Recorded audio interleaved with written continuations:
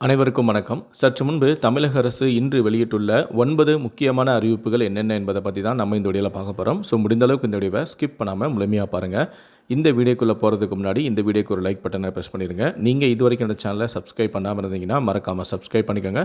கூடவே அந்த பெல் சிம்லையும் மறக்காமல் கிளிக் பண்ணிக்கோங்க. சரி, வாங்க இப்போ நம்ம வீடியோக்குள்ளே போகலாம்.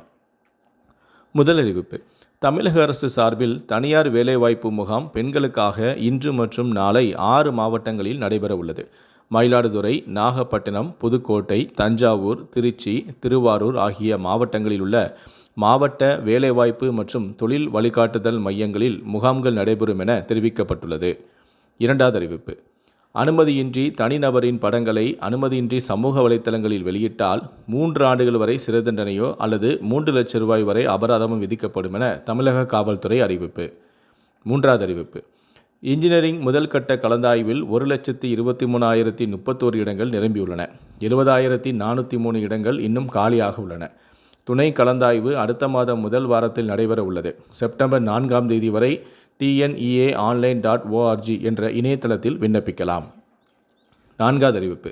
ஆவின் பால் பொருட்களை ரேஷன் கடையில் விற்பனை செய்வதற்கான நடவடிக்கைகள் எடுக்கப்பட்டு வருகிறது. அமைச்சரான மனோ தங்கராஜ் பேட்டி. ஐந்தாவது அறிவிப்பு. அனைத்து நியாய விலை கடைகளிலும் நாளை மறுதினம் அதாவது 31ஆம் தேதி அனைத்து அத்தியாவசிய பொருட்களும் பெற்றுக்கொள்ளலாம் என தமிழக அரசு அறிவித்துள்ளது. ஆறாவது அறிவிப்பு. வங்கக்கடலில் குறைந்த காற்றழுத்தம் இன்று உருவாகிறது. மேலும் மேற்கு திசை காற்றின் வேக மாறுபாடு காரணமாக தமிழகத்தில் வரும் 3ஆம் தேதி வரை மழை பெய்யும் எனவும் சென்னை வானிலை ஆய்வு மையம் தெரிவித்துள்ளது. ஏழாவது அறிவிப்பு. கொளத்தூரை தலைமையிடமாக கொண்டு புதிய வருவாய் வட்டத்தை உருவாக்கி தமிழ்நாடு அரசு உத்தரவிட்டுள்ளது. அயனாவரம் வருவாய் வட்டத்தில் இருந்து கொளத்தூர் வருவாய் வட்டம் புதிதாக உருவாக்கப்பட்டுள்ளது. 6.24 சதுர கிலோமீட்டர் பரப்பளவு கொண்ட கொளத்தூர் வட்டத்தில் கொளத்தூர், பெரவல்லூர், திருவள்ளூர் உள்ளிட்ட 3 கிராமங்கள் உள்ளன. எட்டாவது அறிவிப்பு.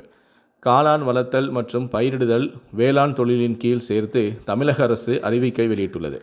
ஊட்டச்சத்துக்கள் நிறைந்த உண்ணக்கூடிய வெள்ளை மொட்டு காளான், பால் காளான், சிப்பி காளான் போன்ற காளான் வகைகளின் வளர்ப்பதானது வேளாண் செயல்பாடாக அறிவிக்கை செய்யப்படும் என வேளாண்மை மற்றும் உழவர் நலத்துறை சார்பில் பேரவையில் ஏற்கனவே கூறப்பட்டிருந்தது.